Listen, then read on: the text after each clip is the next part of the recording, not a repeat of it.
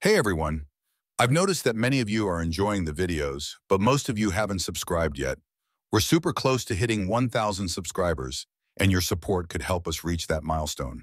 If you're enjoying the content, please hit that subscribe button and give this video a like.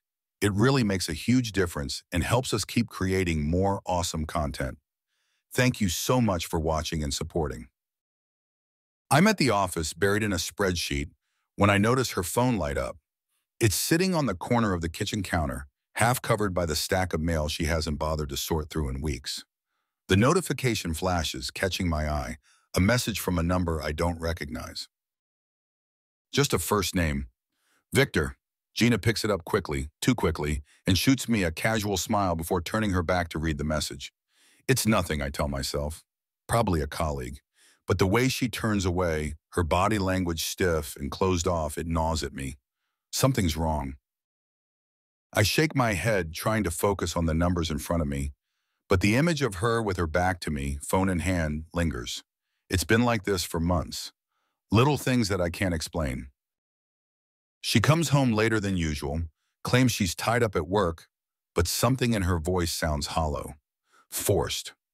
The once easy banter we used to share has dried up, replaced with quick, clipped conversations about dinner plans or what time she'll be home. We're drifting. I feel it in every empty space between us, but I don't know why. Or maybe I do, and I just don't want to admit it. I close my laptop, push back from the table, and pour myself a drink. She's out tonight, something about a work event she didn't bother inviting me to. I told her I had my own meeting anyway, which wasn't entirely a lie. I did have work to do, but that's not why I stayed behind. I needed time to think, to clear my head. Or maybe I just needed space from her. The scotch burns going down, a welcome distraction from the uncomfortable churn in my gut. My thoughts spiral, dissecting every interaction over the last few weeks. The missed calls, the vague explanations, the sudden disinterest in, well, everything. My career, my friends, even me. It's like I've become invisible. I try to remember when the change began. Was it after that business trip to Chicago? She'd come back distant, distracted. At first, I chalked it up to stress. Gina works hard, and her job as a corporate consultant has always demanded long hours. I figured she just needed time to decompress. But then the late nights started. The client dinners that seemed to multiply. I glance at her phone again, remembering how fast she grabbed it earlier. And that name, Victor. Who the hell is Victor? There's a gnawing sensation at the back of my mind, an itch I can't scratch. Part of me wants to believe it's nothing. Maybe it's a colleague or a friend I haven't met. But then why wouldn't she mention him? Why does it feel like she's hiding something? My chest tightens at the thought. No, I'm overthinking this. I've been working too much, losing sleep over deadlines and back-to-back meetings. It's stress, nothing more. But that voice in the back of my mind doesn't shut up. Gina comes home late again. I'm already in bed, pretending to read, but my eyes track her movements as she quietly slips out of her heels and heads to the bathroom. She doesn't say a word to me, doesn't even glance my way. I listen to the sound of the water running, her muffled steps as she moves around the house, avoiding me. It wasn't always like this. We used to talk, laugh, hell, we used to just be together, no effort required. Now it's as if every interaction is an obligation, something she's counting down until she can escape. I turn off the lamp, close the book that I've barely read a word of, and stare at the ceiling. I've been telling myself this is just a phase, that we'll get through it like we always have. We're a team, right? We've built a life together. But doubt gnaws at me, its teeth sinking deeper each day. The next morning I make coffee, hoping the routine will steady me. Gina breezes into the kitchen, already dressed for work. You've got an early start, I say, trying to keep my tone light. She doesn't meet my eyes as she pours herself a cup. Yeah, busy day. I'm meeting a client for breakfast. Then I've got back-to-back meetings until late. Her voice is clipped, distant, like she's already checked out of the conversation. I watch her, trying to decipher the changes in her face. Is it guilt, or am I just seeing what I want to see? You free for dinner tonight? I ask, hating how needy I sound. But I need some semblance of normalcy. I need to believe we can still connect. Not tonight. Sorry, babe. I've got another work dinner. Rain check? She kisses me on the cheek, the briefest brush of lips, and is out the door before I can say anything else. I stand there in the kitchen, staring at the empty space where she'd been. The doubts are louder now, harder to silence. I replay the moment in my head, the way she didn't meet my eyes, the rush to get out of the house. Is this how it happens? The slow disintegration of everything you thought you knew? Days pass and the distance between us grows. I'm spending more time at work, throwing myself into projects, trying to drown out the nagging suspicion. But it's there, lurking, waiting for the right moment to surface. It's late one night when I wake to the sound of her voice, soft, hushed, like she doesn't want me to hear. I sit up, groggy, blinking against the darkness.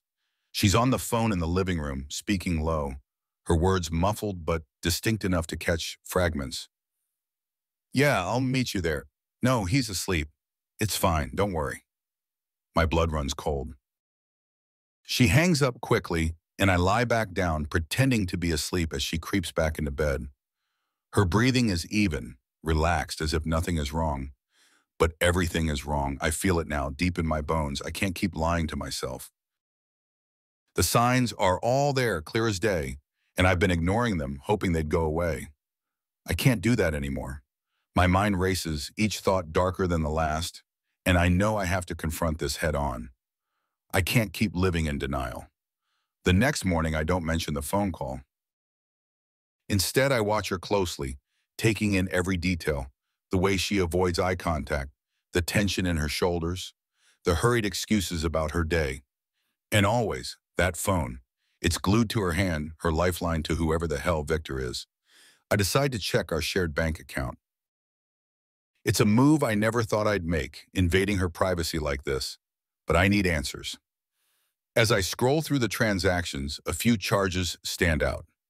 Dinner at a restaurant I've never heard of, expensive, extravagant, jewelry stores, hotel bills. Each one is a punch to the gut. I know she isn't spending this money on us. I sit there staring at the screen, the realization hitting me like a freight train. She's been lying to me, living a separate life while I've been sitting here, blind and stupid. My hands tremble as I close the browser. I can't confront her yet. Not without knowing more. There's too much I don't understand, too many gaps. But one thing is clear. Gina is hiding something, and I need to find out exactly what it is. For now, I'll wait. I'll watch. But my mind is already racing ahead, plotting my next move. I won't let her know what I've seen. Not yet. She doesn't get to control this narrative anymore. As I pour another drink, I make a silent vow. Whatever she's doing, whoever she's seeing, I'll find out. And when I do, she'll regret every lie she's ever told me. The first crack in my world has split wide open. There's no going back now.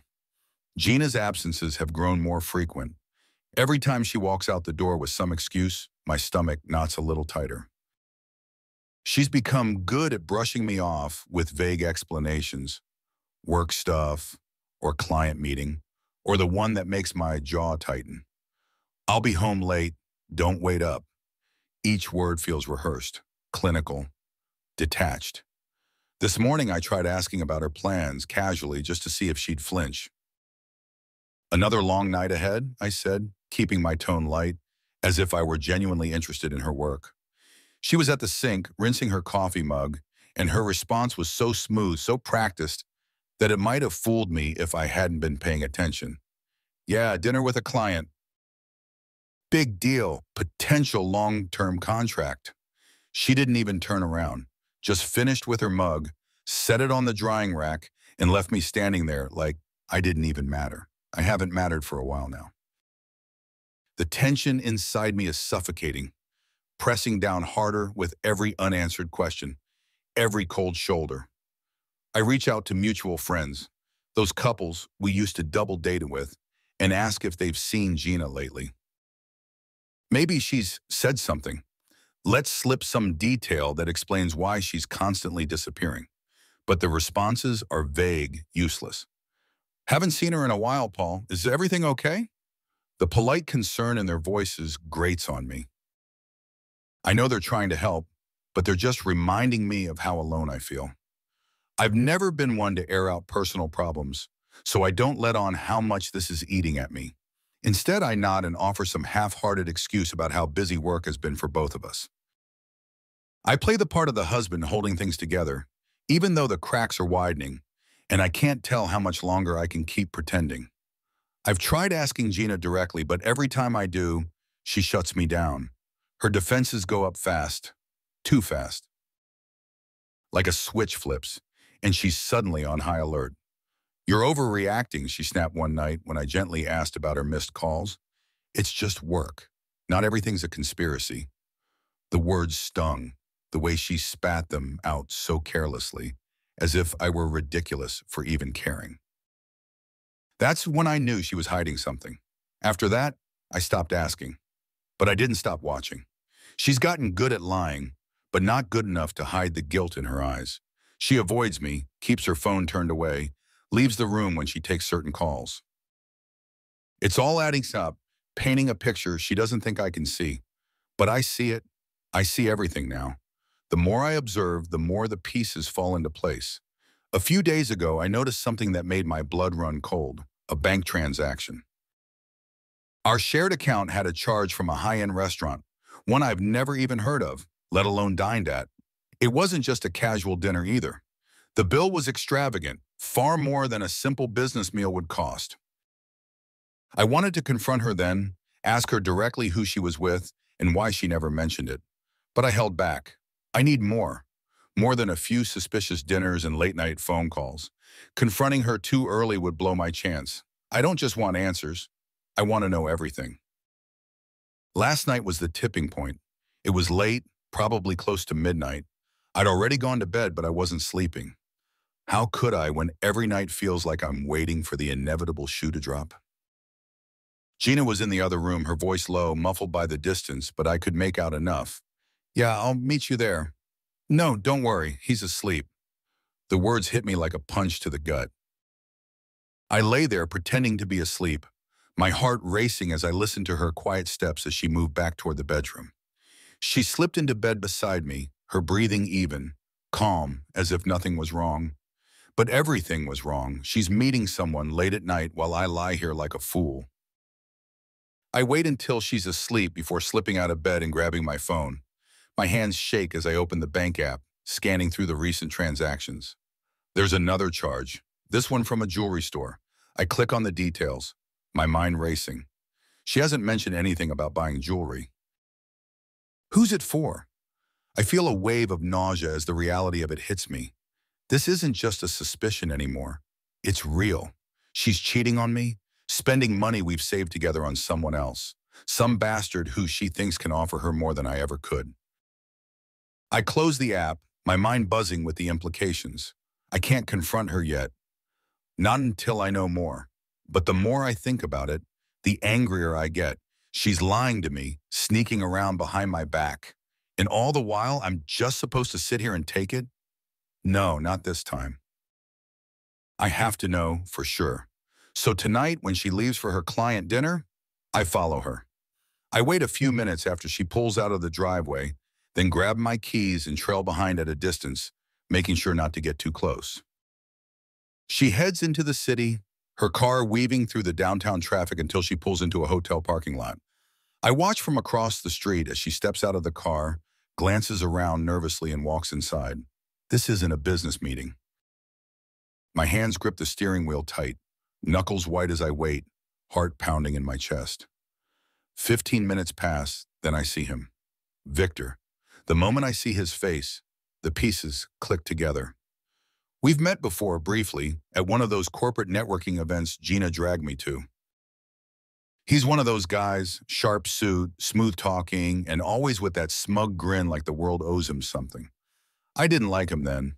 I hate him now.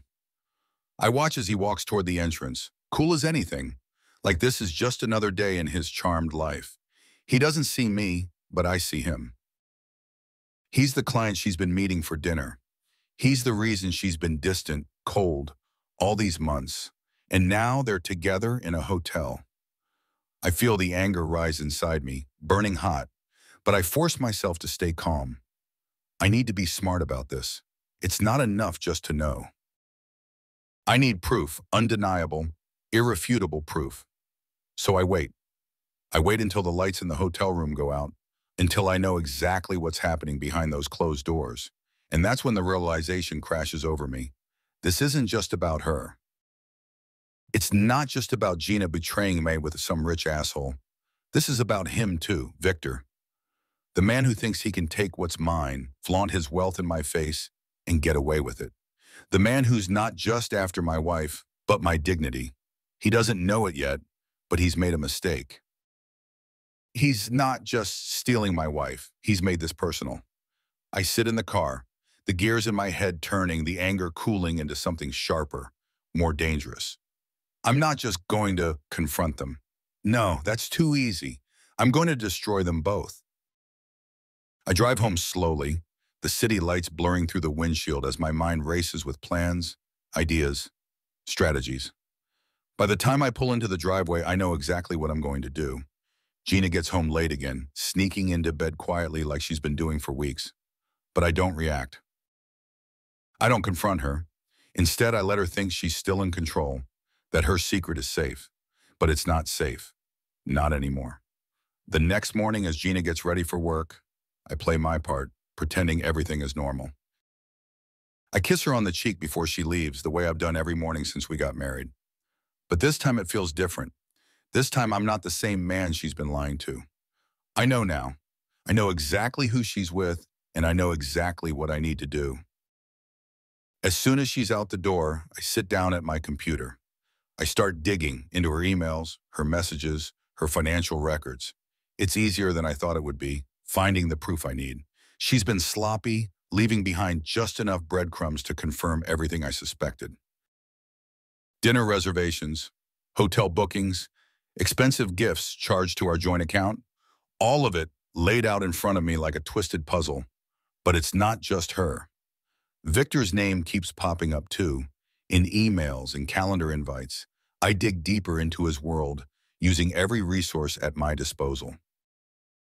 It turns out Victor isn't as squeaky clean as he likes to appear. His wealth, his reputation, it's built on shaky ground, a house of cards, waiting for the right gust of wind to knock it down. I lean back in my chair, staring at the screen, a slow smile creeping onto my face. They think they're untouchable. They think they've won. But they're wrong. So very wrong, they have no idea what's coming next. The day after I watched Gina and Victor walk into that hotel I holed up in my office, I didn't go into work. I didn't want to see anyone. I just sat there, replaying the scene in my head on an endless loop. The more I thought about it, the angrier I became. Not just at Gina, but at myself, for being so blind, so stupid. She'd been laughing at me, sneaking around with that smug bastard while I went through the motions of our life, oblivious. I had to resist the urge to confront her right then, to drag her back into this house and force her to admit what she'd done. But I knew that wouldn't be enough. If I burst out in anger, she'd turn it back on me, make me look irrational, paranoid, like all this was in my head. She'd make herself the victim. No, that wouldn't do. The truth is, I didn't just want her to admit it. I wanted her and Victor to pay for everything. For the betrayal, for the humiliation, for thinking they could get away with this like I was some helpless idiot. That's when I realized they hadn't just betrayed me. They'd made a fool of me. I wasn't going to let them walk away unscathed. I needed a plan, something smart, something patient, something devastating. I started with Victor. I knew the type, guys like him, all smooth and polished on the outside, but underneath they're a mess. I remembered meeting him briefly at that networking event months ago. He had that obnoxious air of confidence, like the world owed him. He'd handed me his card with a smile that didn't reach his eyes. I remember thinking he was all flash, no substance. I spent the next few days digging into his life. Everything, his business, his finances, his history. I knew how to navigate the financial world. I'd been doing it long enough. At first, I found nothing out of the ordinary. He ran a successful investment firm, had a few properties under his name, a couple of offshore accounts. But then I found a few inconsistencies, little cracks in his perfect facade. It turns out Victor wasn't as squeaky clean as he wanted the world to believe. I found traces of shell companies he was using to shuffle money around, companies linked to questionable offshore funds. And there was more. There was chatter on a few financial forums, rumors that he'd been moving money in ways that might attract regulatory attention. Nothing concrete, but enough to raise a few eyebrows. That's when it hit me. I didn't just have to expose Victor's affair with Gina. I could dismantle his entire world, piece by piece, and he wouldn't see it coming. But to do that, I needed leverage. I needed proof of his shady dealings, something I could use to quietly erode his position from within. I couldn't just go to the authorities, not yet. I had to be careful. If I played my hand too soon, everything could collapse before I had the chance to deliver the final blow. I spent hours combing through his network, tracking his business associates, cross-referencing his public records with the financial discrepancies I'd found. By the end of the week, I had enough to start pulling strings. I wasn't going to confront him directly. That would be a mistake. Men like Victor don't respond to threats. They respond to pressure. Subtle, quiet pressure that makes them paranoid, makes them second-guess everything they thought they knew. That's what I planned to do. First, I reached out to an old colleague of mine, Sam. He'd worked in compliance for years, specializing in identifying financial fraud. We'd kept in touch over the years, occasionally grabbing drinks when our schedules allowed. I didn't tell him everything, just enough. I painted it as a hypothetical, a favor. Sam didn't ask too many questions, which I appreciated. He knew better than to dig too deep. I sent him the documents I'd uncovered, the ones showing Victor's hidden shell companies, the suspicious money transfers. Sam agreed to take a look, see if he could find anything else. While Sam was working, I focused on Gina. I couldn't let her suspect anything. If she caught on that I knew, she'd run straight to Victor, and the whole thing would be over before it started. So I played the part of the clueless husband. I kept asking about her day, kept up the small talk over dinner. I kissed her goodbye in the mornings, just like always. But every time I looked at her, every time she smiled at me like nothing was wrong, I felt a surge of cold rage. A week passed, then Sam called. "Paul," he said, his voice tense, "you didn't tell me you were sitting on a time bomb." He explained that the shell companies I'd found were connected to a larger network of financial fraud, one that had been under investigation by the FBI for months. Victor had been funneling money through these companies, hiding assets, committing what was essentially high-level embezzlement. And Sam wasn't the only one who'd noticed. Someone higher up was watching. "Whatever you're planning," Sam said, "be careful. This could get ugly." That's when the real danger set in. The FBI was already onto Victor. If I moved too fast, I'd risk exposing my own involvement. I didn't want to get caught in the crossfire, but if I waited too long, the FBI could move in, and Victor might escape the fallout. Worse, Gina might escape unscathed, and I couldn't let that happen. I needed to refine the plan. Instead of exposing Victor right away, I decided to take a different route. I'd start leaking selective financial documents to Victor's business partners, ones that hinted at embezzlement but didn't give away everything, just enough to make them nervous, to make them question whether Victor could be trusted. At the same time, I'd push Gina into doubting Victor. It wouldn't be hard. She already had a taste for money, and Victor was hiding a lot more from her than I'd initially realized. If I played my cards right, I could make her believe Victor was hoarding money, keeping her out of the loop. If I could get them to turn on each other, it would only be a matter of time before everything fell apart. The first document leak was easy. I posed as a concerned investor and sent a few incriminating files to one of Victor's largest stakeholders. I didn't say much, just attached the files with a short message, something about discrepancies in Victor's accounts. It was enough to plant the seed of doubt. Then I waited. It didn't take long for the first ripple to hit. The investor pulled out of a major deal, citing uncertainties in the financial records. Victor scrambled to reassure him, but the damage was done. The whispering started. Other investors followed suit, pulling their money, citing concerns over transparency. I watched it all unfold from a distance, every move calculated. But I wasn't done. That evening, I planted the second part of the trap. At dinner, I casually brought up an article I'd read about offshore accounts. Gina barely looked up from her phone. I knew it was risky, mentioning it outright, but I had to get her thinking. You ever wonder what people with those offshore accounts are hiding? I asked, swirling my wine glass, keeping my tone light. She glanced up, eyebrows raised. What are you talking about? Just something I read, I shrugged. Rich guys moving money around, hiding assets. It's all legal on the surface, but, it's a little suspicious when someone keeps too much off the books. I let the comment hang in the air, then changed the subject, not giving her time to react. 2 days later, I saw the first crack. Gina was on the phone with Victor, her voice low but tense. I didn't need to hear everything, just enough to catch the words trust and money. She was getting suspicious. Good. The next step was crucial. I had to push Victor further, isolate him from his allies. Sam came through again, providing me with more financial documents that showed just how deep Victor's fraud went. I leaked those to his business rivals, making sure it got back to his most trusted partners. It worked better than I could have hoped. Victor's closest allies started backing away, distancing themselves from the scandal they knew was coming. And Victor? He was losing control. The walls were closing in, and he didn't know where the attack was coming from. But Gina still needed a final push. I needed her to turn on Victor completely, to question everything about him.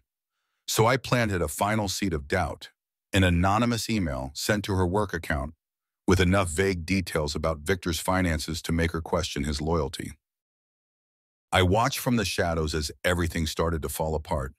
Gina confronted Victor, demanding answers about the money he'd been hiding. Victor, already paranoid from the business losses, lashed out at her, accusing her of betrayal.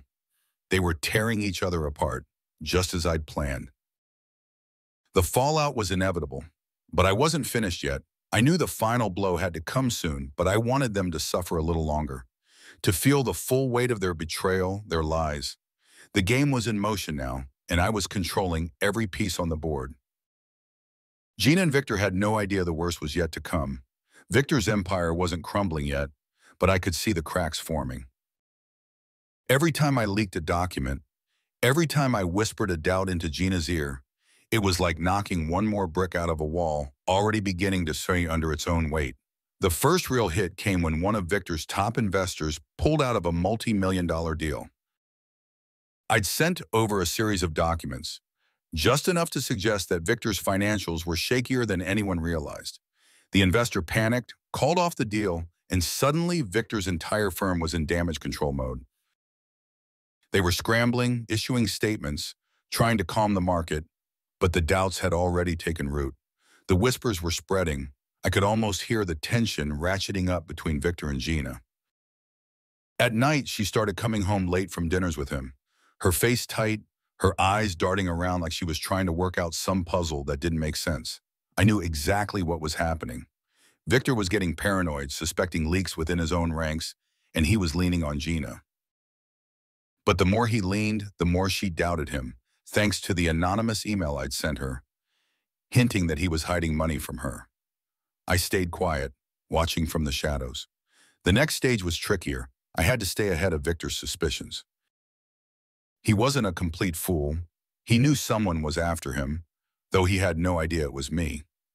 I planted just enough breadcrumbs to make him chase shadows, sending his attention in the wrong direction. I fed leaks through Sam and a few other contacts, letting Victor think it was coming from rival firms or even disgruntled insiders.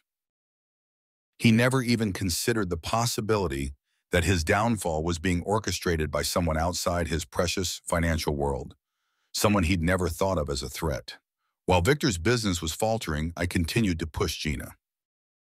One night over dinner, I brought up the idea of joint accounts, casually mentioning how some couples didn't trust each other enough to share everything. She shifted in her seat, her eyes narrowing slightly. I could tell I was hitting a nerve. "You think Victor's got accounts you don't know about?" I asked, feigning innocence, swirling the last bit of wine in my glass.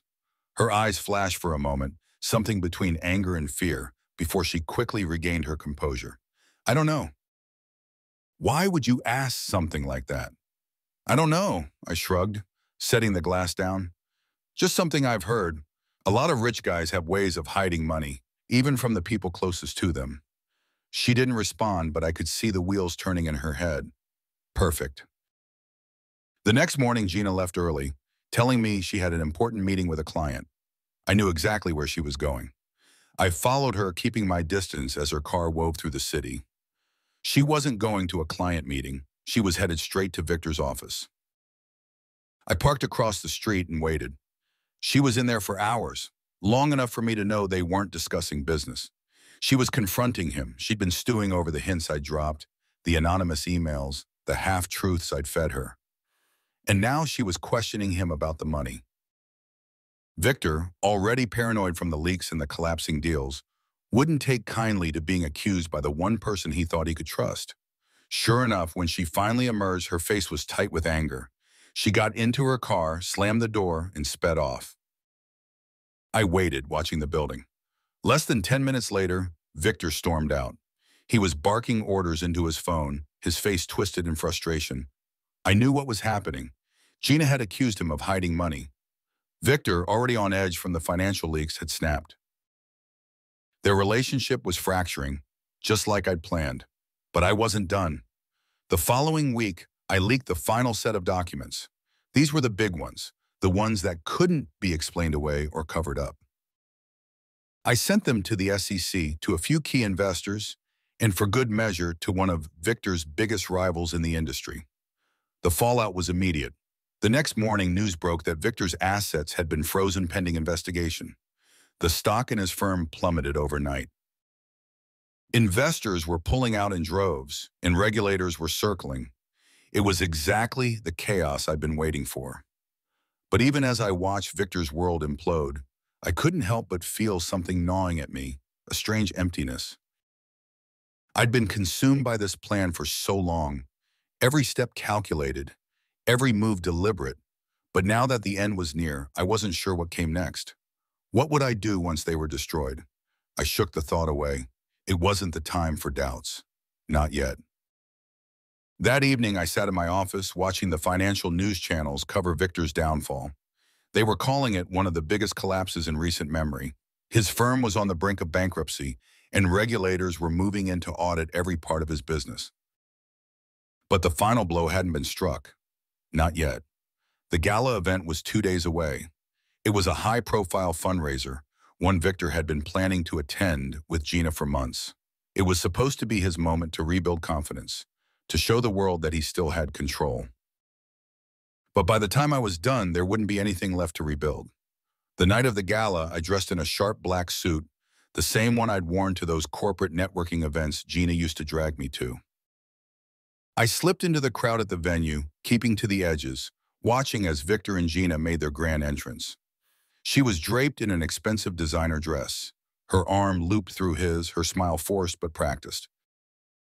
They were still putting on a show for the cameras, even as their world crumbled beneath them. I bided my time, waiting for the right moment. Victor was busy schmoozing with donors, trying to charm his way back into their good graces. Gina stayed close by his side, but I could see the tension between them. They weren't speaking much, their smiles brittle, their movements stiff. Finally, I saw my opening. Victor was alone, holding a glass of champagne, scanning the room like a predator hunting for his next deal. I walked up to him, calm and composed. "Victor," I said, smiling. He turned, his eyes narrowing as he recognized me. "Paul, surprised to see you here." "I'm sure you are," I replied, my voice low but steady. His smirk faltered, but he recovered quickly. "Enjoying the show?" "I know things have been a little rough lately, but we'll bounce back, always do." I leaned in slightly, lowering my voice so only he could hear. "Funny, that's what your ex-wife told me." The smirk vanished from his face. His skin went pale. He stared at me, confusion flashing in his eyes, followed by fear. I didn't give him a chance to respond. I've already spoken to the FBI. They're here. The color drained from his face, and as if on cue, two men in suits entered the room, making their way toward us. Victor's champagne glass slipped from his hand, shattering on the marble floor. He turned to run, but it was too late. The agents grabbed him by the arms, pulling him back, slapping the handcuffs on as the room erupted in whispers and gasps. Gina was frozen, her eyes wide with shock. She watched as they dragged Victor away, the cameras flashing, capturing every second of the spectacle. I didn't say anything to her. I didn't need to. She knew. I walked out of the gala, leaving her there to pick up the pieces of her ruined life. She'd gambled everything on Victor, and now she was left with nothing. Victor was gone. His empire in ruins, Gina, betrayed and penniless, and me? For the first time in months, I felt a strange calm settle over me. The revenge I'd craved for so long was complete. But as I walked into the cold night air, I couldn't help but wonder, was it enough? As I walked out into the cold night air, I knew the job wasn't quite finished. Victor was in handcuffs, his world collapsing around him, but there was still one final act to play out. Gina. I couldn't leave her standing there, ignorant of the depth of my revenge, or of how far I'd been willing to go to destroy everything she and Victor thought they could build together. I headed toward my car, but stopped short. The thought of walking away now didn't sit right, not yet. I turned back toward the gala, slipping in through a side door. The atmosphere inside was completely different now. The crowd, still buzzing from Victor's dramatic arrest, had splintered into clusters. Murmuring in shock, the whispers weren't just about Victor's downfall. They were about Gina, too. She was at the center of it all, a symbol of what happens when you gamble everything on the wrong man. I found her standing near one of the exits, frozen in place. She looked pale, the color drained from her face as if she couldn't quite comprehend what had just happened. Her carefully cultivated facade of elegance was cracking, the confidence that had once marked her every move now stripped away. For a moment, I just watched her. The woman I'd loved for years, the one I'd built a life with, now nothing more than a shell of who she used to be. She didn't notice me at first, too distracted by the rapid implosion of her new life. I moved closer. It wasn't until I was right in front of her that she looked up and met my eyes. "Paul." Her voice trembled, barely above a whisper. I kept my expression neutral, my voice calm. "You look like you've seen a ghost." She blinked, her eyes darting around the room, searching for something. Maybe a lifeline. Maybe an explanation that would make sense of the chaos she'd just witnessed. But there was nothing to find. She started, but the words seemed to catch in her throat. What did you do?" I let the question hang in the air between us. I didn't rush to answer. I wanted her to feel the weight of everything collapsing around her before I said a word. She took a step back, her gaze narrowing. "Was it you?" Her voice grew louder, anger mixing with fear. "Was it you who did this?" I smiled slightly, but it wasn't the kind of smile that reassured. It was the smile of a man who had been wronged, who had been played for a fool, and had finally reclaimed his power. "You thought you could walk all over me, Gina?" "You and Victor," I said, my voice low, calm, but filled with years of pent-up rage. "You thought I'd just stand by and let you ruin me. Did you think I wouldn't fight back? Did you really believe I wouldn't see what you were doing?" Her face twisted into something between a sneer and a plea. "You've ruined everything. You destroyed him, and now—" She stopped, realizing it wasn't Victor she was talking about. It was herself. "Now what am I supposed to do?" The desperation in her voice surprised me. For all the months I'd spent imagining this moment, I hadn't anticipated that I'd feel nothing. No satisfaction, no triumph, just a cold emptiness where I thought victory would be. "You brought this on yourself," I said, stepping closer, my eyes locked on hers. "You could have had everything with me, Gina. A life, a future. But you threw it all away for him, for money, for power. Now look where it got you." She shook her head, tears forming at the edges of her eyes, but I could see she was fighting them back. Gina wasn't the type to cry in public. She wasn't the type to show weakness, but here she was, at the mercy of the very things she'd tried so hard to control. "He's finished," I continued, my voice soft but unyielding. "His assets frozen, his reputation in tatters. And you're penniless. No one's going to swoop in and save you this time. Not Victor, not anyone." Her lips quivered, her eyes wide with disbelief. "I can fix this," she muttered to herself, almost like she was trying to convince herself more than me. "I can fix this. I'll figure something out." "No, Gina," I interrupted, my voice cutting through her denial. "You can't fix this. There's nothing left to fix." Her eyes hardened then, her tears drying up as fast as they'd come. She was still Gina, still the woman who had cheated and schemed her way into a better life. At least she thought it was a better life. And now that it was gone, she was grasping at anything she could find. But it was too late. She straightened her back, trying to recover some of her old composure. "You think you've won, don't you?" she said bitterly. "You think you've destroyed me. But you haven't. You'll be alone now. Forever. You'll never get me back." I stared at her for a long moment, letting her words sink in. The strange thing was, she wasn't wrong. I'd gotten what I wanted, revenge, destruction. But in the process, I'd lost something too. Something I couldn't quite name yet, but I pushed the thought aside. There was no room for second-guessing now. "I don't want you back, Gina," I said, my voice steady. "I don't need you."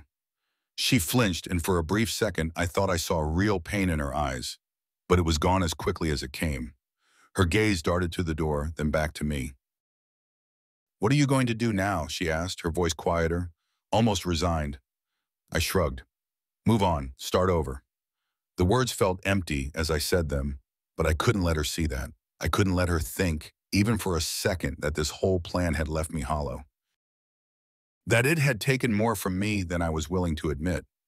Gina took a step toward the door, pausing for a moment as if she wanted to say something else. But then she just shook her head and walked out, disappearing into the night. I stood there for a while after she left, staring at the empty space where she had been. The gala continued around me, but I felt disconnected from it all, like I was watching it from a distance. Victor was gone. Gina was gone. I'd done what I set out to do, but I couldn't shake the feeling that I hadn't won. Not really. I left the gala soon after, walking aimlessly through the streets, the night pressing down on me like a weight.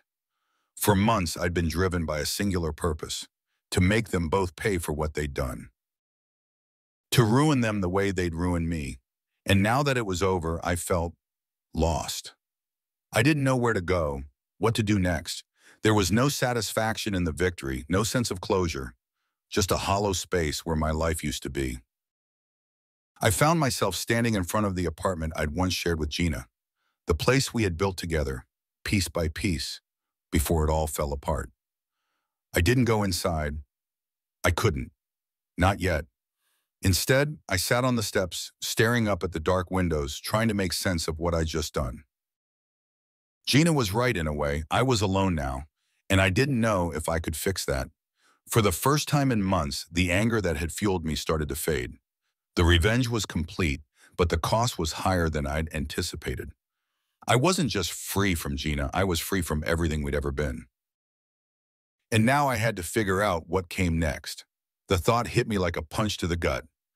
I wasn't sure I knew how to move forward, but as I sat there under the cold night sky, something strange happened. I realized that maybe, just maybe, that was the point. Moving forward wouldn't be easy, and maybe it didn't have to be. Maybe I didn't need to know where I was going yet. For the first time, I allowed myself to stop thinking about Gina, about Victor, about everything I'd lost and everything I'd destroyed. I allowed myself to sit in the quiet, to feel the weight of what I'd done, and to accept it. And as I sat there alone on those steps, a thought crossed my mind that I hadn't expected.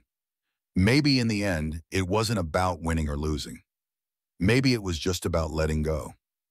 And so I did. The morning after the gala, I woke up to silence. For the first time in months, there was no gnawing tension, no swirling plans in my head. The weight of revenge was gone, but it left a hollow space behind. I stood in my living room, staring at the bare walls, the few remaining pieces of furniture scattered like afterthoughts. Gina had taken most of it when she left. Now it felt like the physical embodiment of what my life had become, empty. I sat down at the table and opened my laptop. Emails from work flooded the screen, but none of them mattered.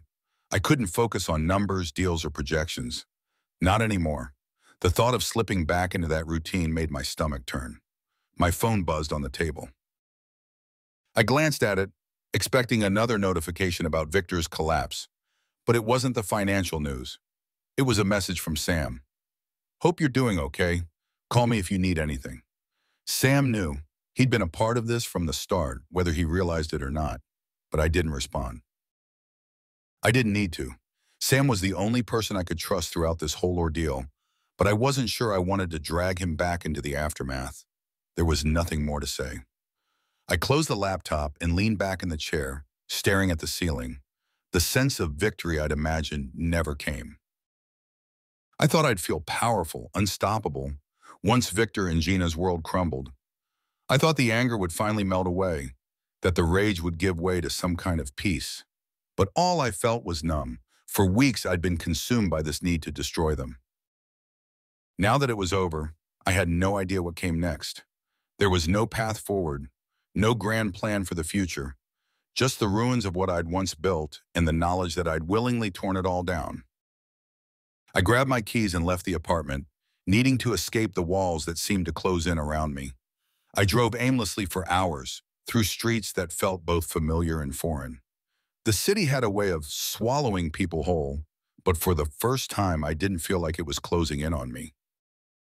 It was as if I was watching it all from a distance, a spectator in my own life. Eventually I found myself by the beach. The ocean stretched out in front of me, endless and indifferent.